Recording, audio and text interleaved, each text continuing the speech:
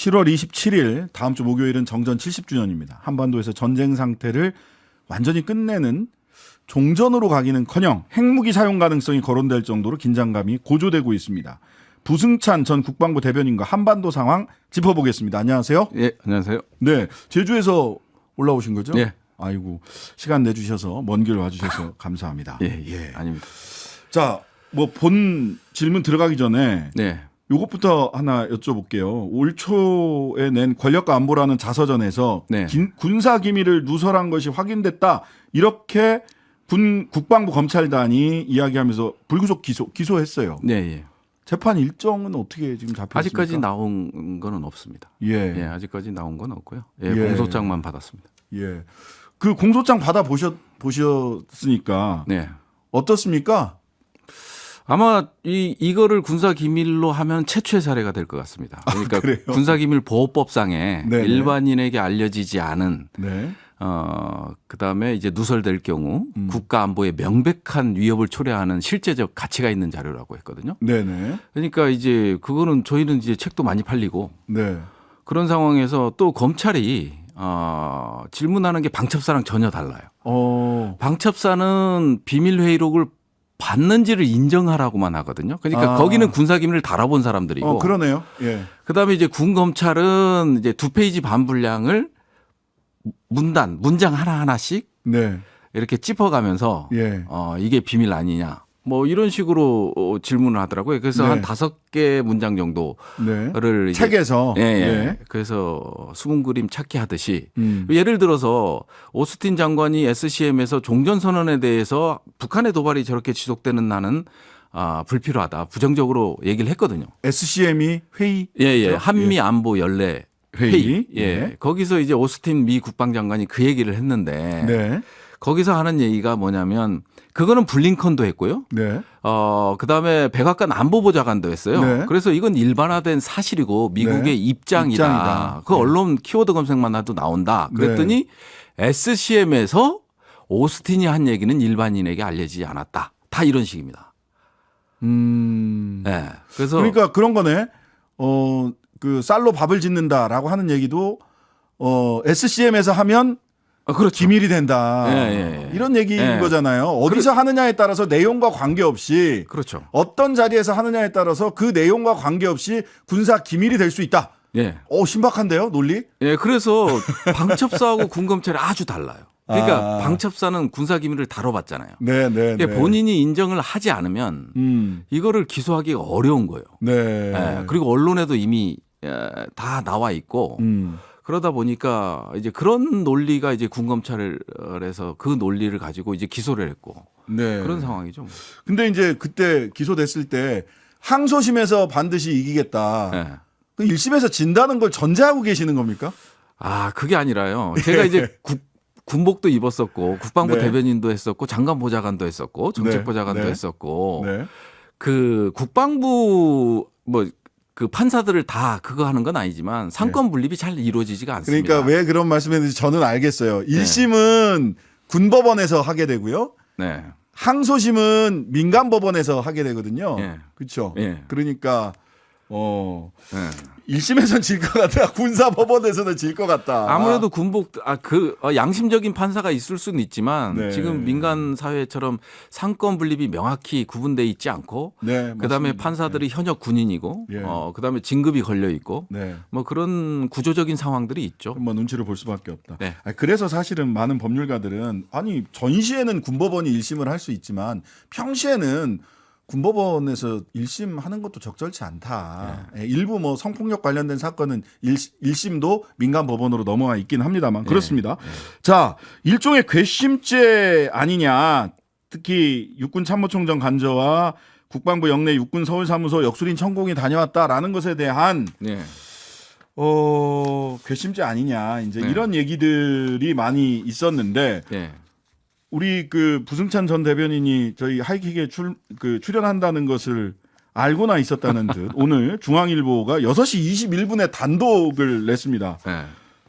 관저부지 본 건 천공이 아닌 풍수 전문가 백재건 교수다. 이분 사진 보니까 수염도 나 있습니다. 이런 단독 보도가 나왔습니다. 대통령실에서 얘기 나왔다는 거거든요. 네. 근데 이제 저도 그 사진을 보고 예. 외모 자체가 천공이랑 너무 다르잖아요. 수염은 났어요. 수염은 근데 좀- 났는데 그다음 머리 길이라든지 예, 예. 그다음에 도포 입은 거라든지 예, 양복 입고 다니시는데 이분은. 예, 예. 예. 그래서 저는 육군 총장이 당시 대변인에게 그 얘기를 했기 때문에 그리고 이제 보고 라인을 통해서 한번 재차 확인을 했기 때문에 네네. 예. 그 부분은 뭐 경찰이 알아서 할 부분이라고 생각합니다. 네. 이거 사정기관이네요. 경찰 수사 상황을 잘 아는 사정당국의 고위 관계자 발 얘기고 네. 대통령실 관계자는 일각에서 천공이 국정 운영에 깊숙이 개입하고 있는 것처럼 허위 무속 프레임을 씌워온 것에 대해서는 유감으로 생각한다. 네. 그 유감으로 생각하는 대상이실 것 같은데요, 대통령실이. 그러니까 이제 괘씸죄죠. 근데 왜 천공 직접 조사 안 하는 겁니까? 야, 천공의 나라에 살고 있다라는 거를 이번에 조사받으면서 많이 느꼈습니다. 서울경찰청에도 예. 천공과 그다음 수행원과 그다음에 수행비서에 대한 조사를 좀 할 필요가 있다. 근데 네. 이제 경찰에서는 하는 얘기가 강제적인 조치를 취하기가 어렵다. 참고인이기 때문에. 예. 그러면은 그 한동훈 장관 개인정보 관련돼서 네. 참고인이었던 최강욱 의원님 같은 경우는 네. 압수수색을 단행했잖아요. 참고인에 대한 압수수색 많이 했습니다, 요새. 네, 네, 원래 그리고- 잘 안 하는데. 아니 예. 민간 출판사도 마찬가지잖아요. 그러네요. 거기도 참고인인데. 비밀 거래에 대한 계좌 뭐까지 다 들여다봤었기 때문에 그렇게 강제적으로 수사를 하는 상황들이 다 있는데 예. 유독 왜 천공에 대해서만 못하냐. 네. 원래 참고인에 대해서는 그렇게 대하는 게 형사소송법상 맞습니다. 근데 천공만 그 권리를 누리고 있는 것은 아닌가라는 의구심을 갖게 되는 거죠. 아니, 저는 이제 모든 국민에게 보장돼야 되는 저는 권리를. 의구심 처음에는 추정과 의구심이었는데 지금은 예. 조사를 받으면서 느낀 거지만 확신으로 변하고 그렇다. 있다 이런 말씀. 근데 만에 하나 천공이라고 여전히 확신을 하시고 계신 것 같은데 네. 만에 하나 천공이 아니라면 예. 천공이 아니라 백재관이면 백재관 교수면 괜찮은 건가요? 이분도 풍수학자인데. 아니 괜찮은 게 어디 있습니까? 우리는 박근혜 정부 때 국정농단이라는 거를 민간인에 의한 국정농단을 경험했잖아요. 예. 그리고 이제 우리 국민들한테는 그게 뼈아픈 네. 역사였고 네. 그런 상황에서 대통령 관저 어찌됐든 와서 관저를 받다는 그 자체만으로도 심각한 거죠. 국가 중대사를 결정하는데 조언을 구했다, 자문을 구했다. 그래서 그랬는지 모르겠는데 예. 그 관저 이전 상황을 잘 아는 여권 관계자는 이렇게 얘기를 했네요. 백재권 교수는 관저로 육군 참모총장 공관을 추천했지만 윤 대통령은 종합적인 보고를 듣고 후보 부지를 둘러본 후 직접 외교부 공관 자리를 낙점했다. 예. 예, 이렇게 얘기를 했습니다. 즉 풍수학자 말을 들었던 것은 아니다라는 취지로 여권에서는 이야기했다. 자, 천공의 나라라고 느꼈다. 예. 자, 요 부산항에 네. 있었던 그 켄터키함 미국 전략 핵 잠수함입니다. 뭐 미국의 주요한 전략 자산 핵 투발 수단 3대 핵 투발 수단 중에 그렇죠. 하나인데 예. 삼축 체계라고 하죠. 예. 통상적으로. 예. 핵 잠수함하고 항공모함하고 전략 폭격기 예. 3개, 아니 탄도 미사일, 탄도 미사일, 핵 잠수함, 예. 전략 폭격기. 예. 탄도 미사일 포함해서 네. 3축. 자, 근데 42년 만에 부산항에 기항했다는 사실을 공개했습니다. 예. 이게 보통은 예전에 핵 잠수함 들어올 때는 네. 비핵화 선언 위반이 되냐 안 되냐 이런 것 때문에 쟁점이 됐었는데 그렇죠. 예. 이번에는 그냥 확 들어와가지고 막 공개하고 했어요. 네. 어떻게 보셨어요? 한국 정부에 대한 주는 메시지가 아주 강하다. 어. 예. 북한 같은 경우는 이제 메시지가 거의 없다고 보여져요. 뭐 북한에 주는 메시지. 예. 아, 예. 그래요? 한국에 대한 메시지가 아주 강하다. 아. 한국에 왜 강하냐면 네. 결국은 핵우산이라는 거를 한국 정부가 신뢰를 못 하거든요. 그래서 자체적으로 핵 가지겠다 이런 얘기를 하죠. 워싱턴 선언도 이제 그런 거잖아요. 네. 예. 국제 규범을 만들고 이끌어가는 국가, 비확산 체제를 이끌어가는 국가가 미국이거든요. 네. 그런 상황에서 한국에 대해서 한국이 북한이 핵 위협이 고도화되는 상황이지 않습니까? 네. 그러면 한국도 대안을 만들고 이미 그런 대안 세력들이 있잖아요. 연구 그룹들이 있어서 우리도 네. 핵을 보유해야 된다라는 연구 그룹도 있고 대통령도 전술핵 배치라든지 뭐 핵 보유라든지 이런 발언을 했었죠. 막 했어요. 네. 네. 그런 걸 봤을 때는 이게 주는 메시지는 한국 정부를 안심시키려는 그런 의도로 보고요. 전략적인 의미에서 봤을 때 과연 이게 효과가 있느냐에 대해서는 예. 결국은 핵잠수함이 들어오는 이유가 북한에 주는 메시지다 하면 네. 북한이 속된 말로 쫄아버려야 되거든요. 예. 그래서 핵도발이라든지 북한의 인식이 중요한 거예요. 네, 아, 네. 겁먹어. 예. 아, 다음부터는 이런 거 하면 우리 죽겠구나. 네. 그래서 도발을 자제하고 예. 단념시키는 개념이거든요. 이게 억제에 성공한다라는 개념 표현이거든요. 네. 그러다 보니까 북한은 이미 미국의 핵 전력에 대해서는 상수로 생각하기 때문에 네. 북한에 대한 효과는 그리 크지 않다. 안 쫀다. 네, 안 쫀다. 예. 그랬을 때 이 억제라는 메커니즘이 제대로 작동을 하지 못하는 겁니다. 네. 안 쫄면 그럼 이제 다음엔 2대 들어와야 되나요? 아, 이제 그런 거는 의미가 없죠. 네. 그러니까 실제로 북한에 대한 억제력은 실질적인 효과는 매우 미약하고 네. 오히려 한국이 자체 핵무장 얘기 그만 좀 해라. 예. 라고 하는 메시지가 더 강한 거다. 63년도 보면 쿠바 미사일 사태 때 네. 터키가 그랬잖아요. 아. 터키에서 이제 소련과 합의하에 미사일 핵 미사일을 뺀다고 했거든요. 주피터 네. 미사일을 뺀다고 했을 때 네. 미국이 핵잠수함을 보냅니다. 똑같은 보내서 이게 소련에 대한 압박이 아니라 터키 안보 불안감을 해소시키기 위해서 그런 전례가 있거든요. 네. 그렇다. 네. 자, 그러다 보니까 대통령이 전략 핵잠수함 올라가가지고 막 센 연설을 했습니다. 네. 종말 네. 정권을 종말시켜버리겠다. 한 네. 번만 더 하면 어떻게 종말시킬지 좀 무슨 수단을 가지고 있는지는 잘 모르겠습니다만은 대통령이 핵잠수함 갑판에 올라가서 연설하는 이런 그 사진 찍는 이런 모습 네. 이게 어떻게 봐야 됩니까? 저는 굉장히 너무 낯설어서. 대통령실에서는 외국 정상 중에 최초라고 하잖아요. 예. 그러면 역으로 외국 정상들이 거기 왜 안 올라갔겠어요? 왜 안 가는 겁니까? 핵이라는 거는 양보할 수가 없습니다. 사용권 자체를. 예. 공동 기획도 불가능합니다. 네. 나토에 그게 있지만 나토 기획 그룹들이 예. 핵 기획 공동 기획 그룹들이 주장하는 게 뭡니까? 음. 실제적으로 우리가 표적을 선정하게 해달라 이런 요구들 네, 우리가 네. 원할 때 사용권을 달라 이런 요구거든요. 네. 그것조차도 주지 않거든요. 네.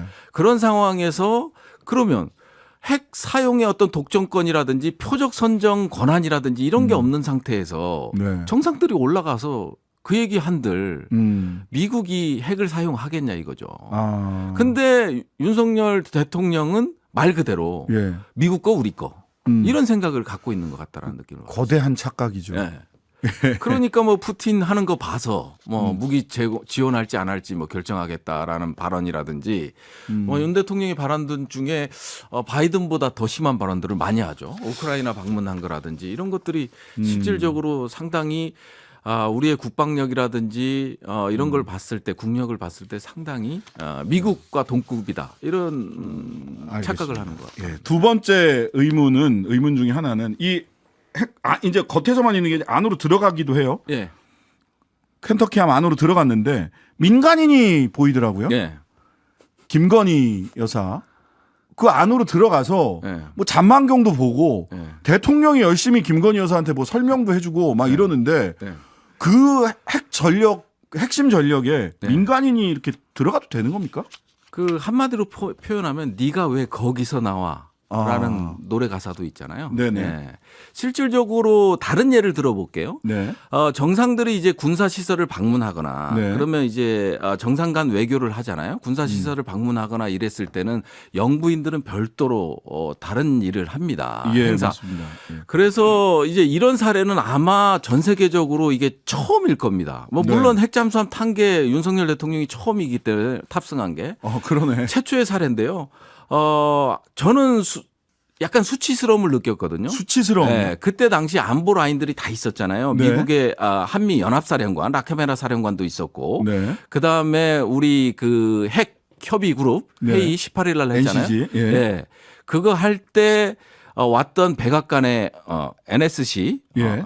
국방 정책조정관 예, 뭐 이런 예. 사람들이 있었잖아요. 네. 그다음에 국방부 우주정책 차관보 예. 뭐 이런 사람들이 안보와 관련된 사람들이 있었는데 그 네. 사람들이 과연 예. 이 모습을 보면서 뭘 느꼈을까? 수치스럽다는 말, 네가 왜 거기서 나와? 라는 말로 답변을 대신하겠습니다. 아, 예. 미국 쪽에서 어떤 네.